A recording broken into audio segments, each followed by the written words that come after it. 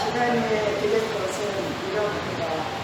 매일 1년 된 어린 양 2마리, 한 어린 양은 아침에 드리고 한 어린 양은 저녁에 드리지며 한 어린 양에 그리고 밀가루 10분의 4개와 찌은 기름 4분의 1 힘을 더하고 또 전뼈로 4분의 1 힘을 더하지며 한 어린 양은 저녁에 드리되 아침에 한 것처럼 소개와 전뼈를 그것과 함께 드려 향기로운 냄새가 되게 하고 여호와께 화제로 삼으시니 이는 너희가 제대로 여호와 앞에 해맑음에서 늘 부르리라.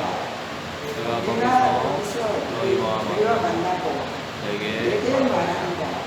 내가 거기서 이스라엘 자손을 만나니 내 영광을 보며 해맑이 거룩하게 될지라. 내가 그 해맑과 제단을 거룩하게 하며 아론과 그의 아들도 거룩하게 하여 내게 제사장 직분을 하게 하며 내가 이스라엘 자손 중에 거하여 그들의 하나님이 되리니 그들은 내가 그들의 하나님 여호와로서 그들 중에 거하고 그들을 따르면서 인도하는 일을 알리라. 나는 그들의 하나님 여호와라. 아멘. 하나님께서 우리에게 맡기신 사명을 감당하는 것은 참 무거운 일입니다. 그렇게 사명을 지켜가는 것은 중요한 일이기도 합니다. 아론과 아들들이 옷을 대물림하면서 하나님의 사명을 감당하는 것처럼 오늘 우리도 우리 자녀들에게 믿음의 유산을 남겨주자고 했던 것이 지지난 시간에 우리가 함께 나누었던 말씀입니다. 37개월까지의 말씀이 그런 말씀이었다면 오늘은 이제 그 모든 위임식을 마치고 하나님의 말씀을 맡은 사람으로 또 신앙인으로 살아가는 오늘 우리들이 함께 해야 할 일이 무엇일까? 오늘 본문은 매일 번제와 하나님과의 만남의 이야기를 해주고 있는데요. 그 의미를 이 시간 함께 되새겨보면서 귀한 은혜의 시간이 될 수 있기를 간절히 소망해 봅니다. 오늘 함께 묵상할 말씀 같이 한번 읽어보겠습니다. 내가 거기서 이스라엘 자손을 만나리니 내 영광으로 말미암아 회막이 거룩하게 될지라. 아멘. 3절의 말씀이었습니다. 제사장이 이제 이직한 후에 매일 드릴 번제와 하나님을 만나는 것에 대한 이야기를 주관거의 하고 있습니다. 여기서 핵심이 되는 말은 매일의 번제, 매일 드려야 되는 번제라고 하는 것과 하나님을 만났다라고 하는 두 가지의 이야기를 우리가 해보려고 하는데요.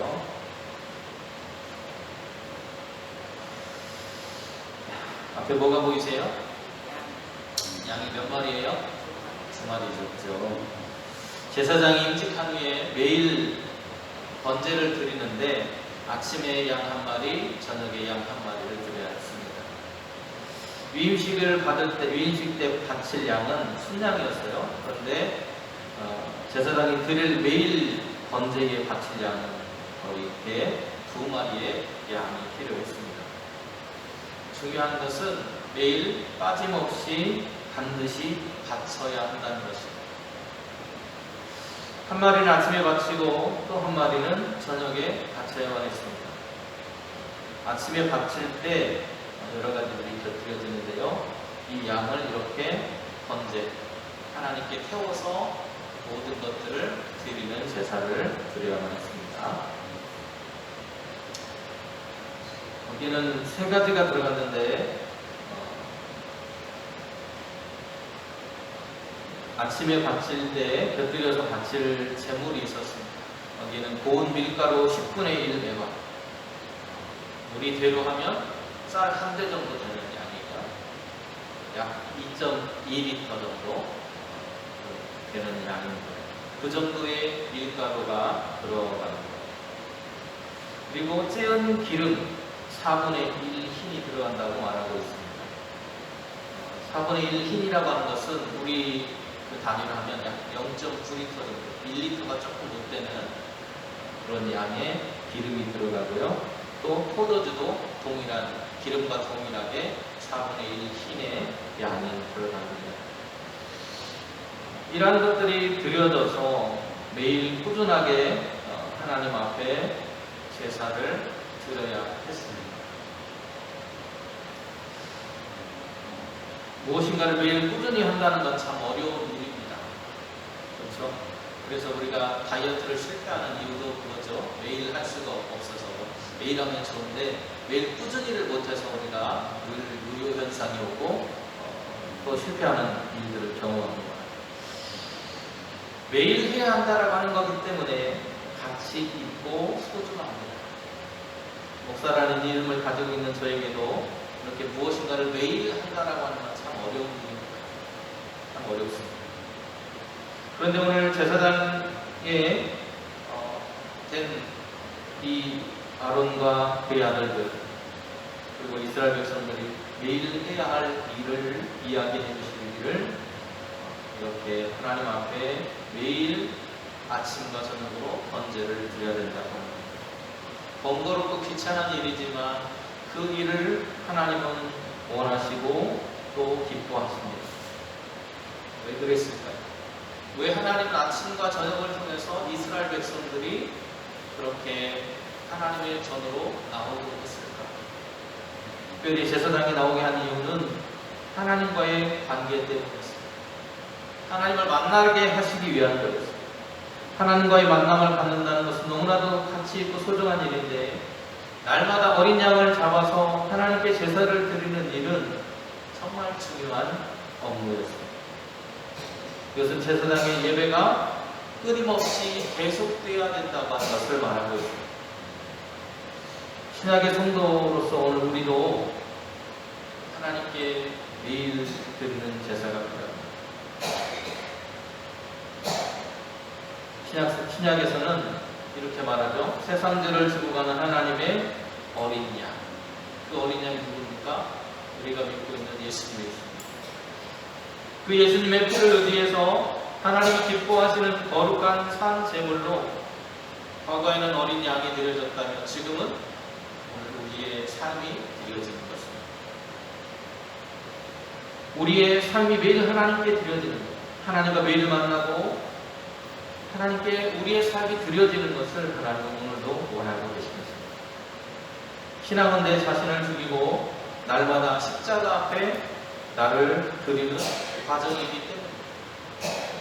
그런데 이 부분에서 재밌는 것은요, 우리가 하나님을 사모하고 기다린다고 생각합니다. 여러분 하나님 사모하고 기다리시죠, 그죠? 그런데 하나님은 우리가 기다리는 것 이상으로 우리를 기다리고 계신다는 것을 알 수 있습니다. 우리가 하나님을 사모하고 기다리는 것으로 잘못 알고 있지만 정말 우리를 만나고 싶어하는 것은 하나님이라는 것입니다. 하나님께서 우리를 만나주시기 위해서 우리를 사모하고 기다리신다는 것.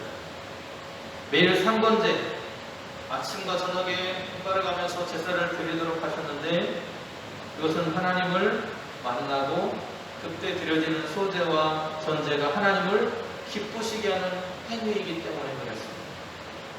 하나님은 우리에게 아침과 저녁 그 시간에 만나기를 원하고 계셨습니다.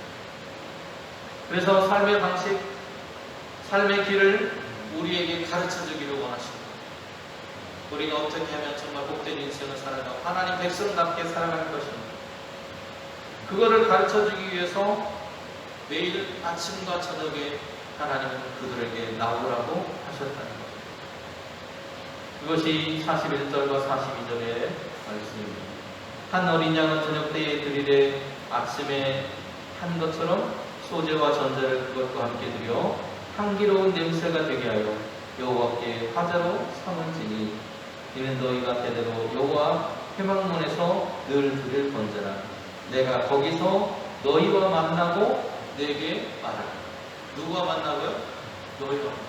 우리와 만나주십니다. 그 시대에는 아론과 그의 아들들 그리고 이스라엘 백성들을 만나주셨다면 오늘 우리 시대에 우리를 만나기를 원하고 계신다는 것. 그리고 그들에게 하나님의 말씀을 들려주어서 그들이 어떻게 살아갈 것인지, 어떻게 살아가는 것이 바른 길인지 말씀해 주셨던 거죠. 우리에게도 그렇게 말씀해 주시겠다는 거예요. 그 하나님을 만날 때 만나는 장소는 어디입니까? 회막이라고 말하고 있습니다. 이 회막을 부르는 이름이 두 가지예요. 회막이라고도 부르고 어떤 곳에서는 성막이라고도 부릅니다. 그런데 이 회막이라고 부를 때는 뭐가 강조되어 있냐면 만난다는 게 강조되어 있습니다. 성막이라고 할 때는 거룩함이 강조된 반면에 회막이라고 부를 때는 하나님과 우리가 만난다는 것에 중점을 두고 이야기를 하고 계시다는 거예요.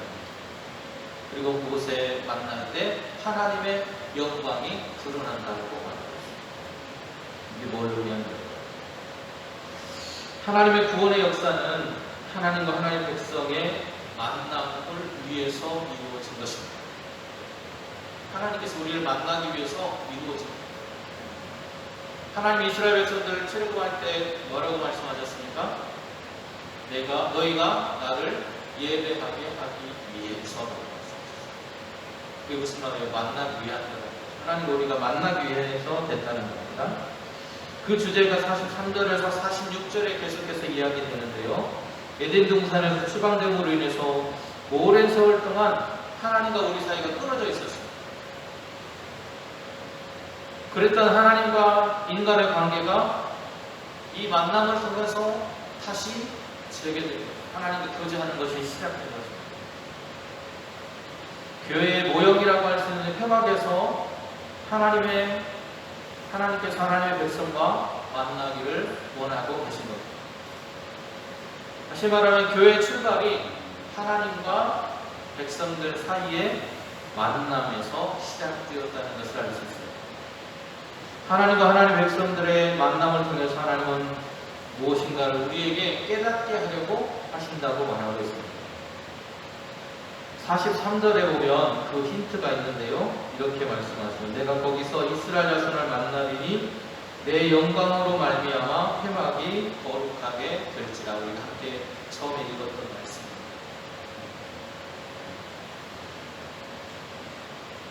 즉 하나님의 영광이 나타나는 것이 어떻게 된다고요?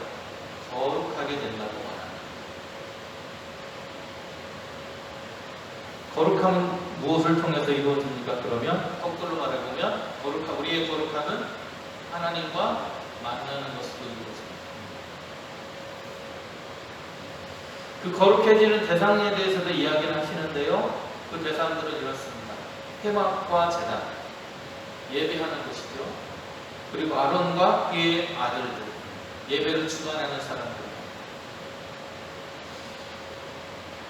다시 말하면 우리가 하나님과 만나는 그 회막과 제단, 우리가 예배하는 곳, 또 그 하나님을 만나도록 주선해주는 제사장 아론과 그의 아들들이 거룩해졌다고 말하는 거예요.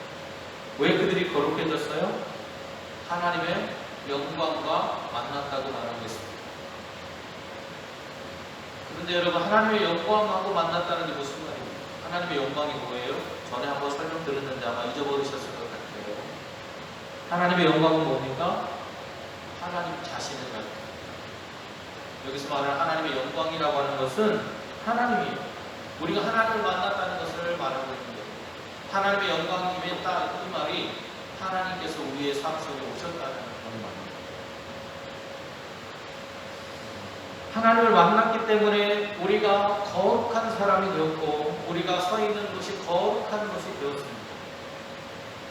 여러분, 모세를 부를 때도 그렇고요, 여호수아를 부를 때도 마찬가지입니다. 요즘에 새벽에 여호수아를 공부하고 있는데 거기서도 내가 선 곳은 거룩한 땅이니 발에서 신을 벗어라 이렇게 말씀하거든요. 모세에게도 똑같이 하셨습니다. 하나님과 만나는 그곳이 거룩하기 때문이라고 말하고 있습니다. 거룩하신 하나님께서 우리의 삶에 임하시기 때문에 우리의 삶 또한 어떻게 되는 겁니까? 거룩해지는 거죠.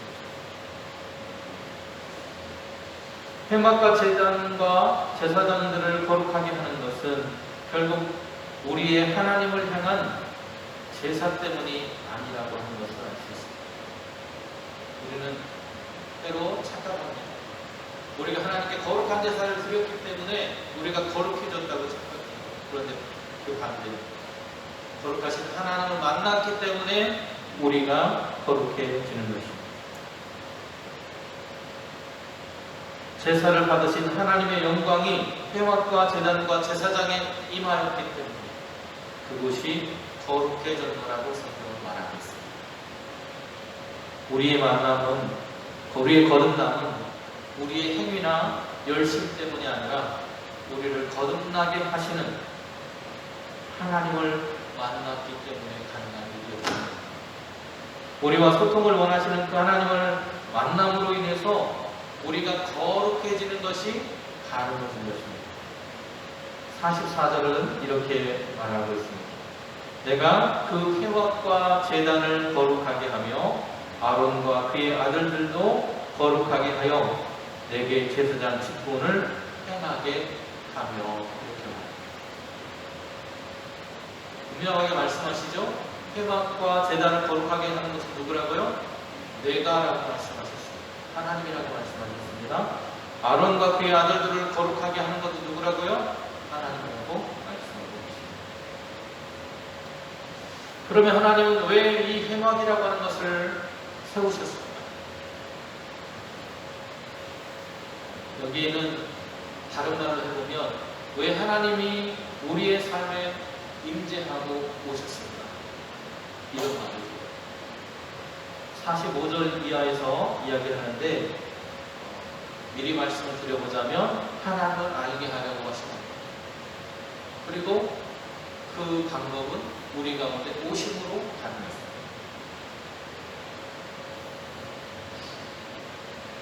자, 내가 이스라엘 자손 중에 거하여 그들의 하나님이 되리니 그들은 내가 그들의 하나님 여호와로서 그들 중에 거하려고 그들을 애굽 땅에서 인도하여 낸 줄을 알리라. 나는 그들의 하나님 여호와다.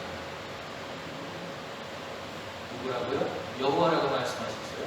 제가 지난번에도 한번 말씀드렸는데 여호와라고 하는 이름에 특별한 의미가 있다고 말씀드렸습니다.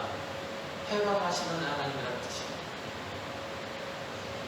노예로서 애굽에 얽매여 있던 이스라엘 백성들을 구원하실 때 쓰셨던 이름이 뭐라고요? 여호와, 나는 스스로 있는 자, 이런 뜻입니다. 그 의미를 따져보면 해방하시는 하나님, 그 종으로부터 해방하시는 하나님이 여호와셨다 말할 수 있습니다. 하나님께서는 본래 어디에 계셨다고 말할 수 있냐면 하늘 높은 보좌에 계셨습니다. 우리하고 다른 차원에 계십니다. 그런데 애굽에서 종살이하면서 고생하는 이스라엘 백성 히브리의 노예들을 바라보시면서 그들을 긍휼히 여기셨습니다. 그리고 그들을 해방하시기 위해서 신의 광야로 그들을 데리고 나온 사건이 출애굽 사건입니다. 그리고 그들에게 십계명과 계약법을 주셨습니다. 어디에서요? 신의 산에서.